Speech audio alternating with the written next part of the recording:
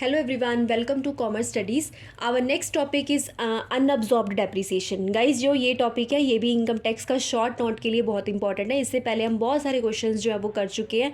एक बार आप उनको प्लेलिस्ट पे जाके चेक कर लीजिएगा. इनकम टैक्स के वो काफ़ी इंपॉर्टेंट क्वेश्चंस हैं जो हमने किए हैं.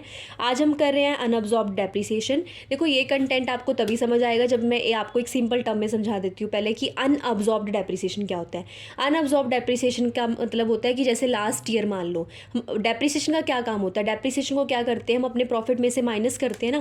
प्रॉफिट एंड लॉस अकाउंट जब हम बनाते हैं तो अपने प्रॉफिट में से डेबिट साइड लिखते हैं हम अपनी डेप्रिसिएशन को.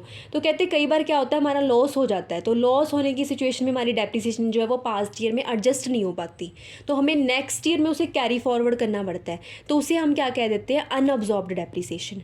राइट, तो उसे हम कहते हैं अनअब्जॉर्ब्ड डेप्रिसिएशन. मीन्स वो वाली डेप्रिसिएशन जो पास्ट ईयर में एडजस्ट नहीं हो पाई क्योंकि लास्ट ईयर या पास्ट ईयर्स में हमें लॉसेज हो रहे थे और हमारा प्रॉफिट इतना सफिशिएंट नहीं था कि हम उसको एडजस्ट कर पाएँ. तो उन डेप्रिसिएशन को हमने क्या किया, नेक्स्ट ईयर कैरी फॉरवर्ड कर दिया. तो उसे हम क्या कह देते हैं, अनअब्जॉर्ब्ड डेप्रिसिएशन.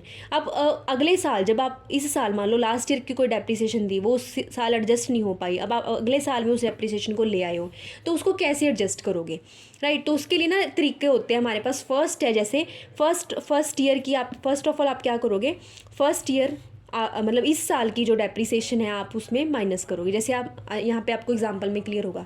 सबसे पहले हमने क्या करना है, 2021-22 का हमें प्रॉफिट गिवन है सपोज 1 लाख.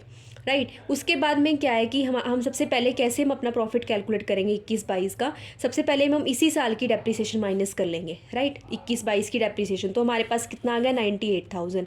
उसके बाद में क्या है कि हमारे पास कोई पास्ट ईयर का लॉस है तो उसे हम माइनस कर लेंगे. मान लो पास्ट ईयर का लॉस हमारे पास 8,000 था और हमारी वैल्यू आ गई 90,000.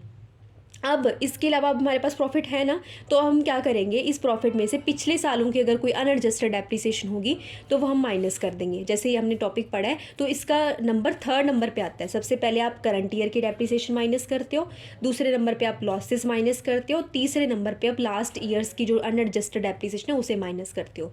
और अब हमारे पास कितना प्रॉफिट बच गया, ये तो हमें इस पे टैक्स देना पड़ेगा. तो ये कौन सा प्रॉफिट हो गया, टैक्सेबल प्रॉफिट हो गया, मतलब जिस पे टैक्स देना पड़ेगा.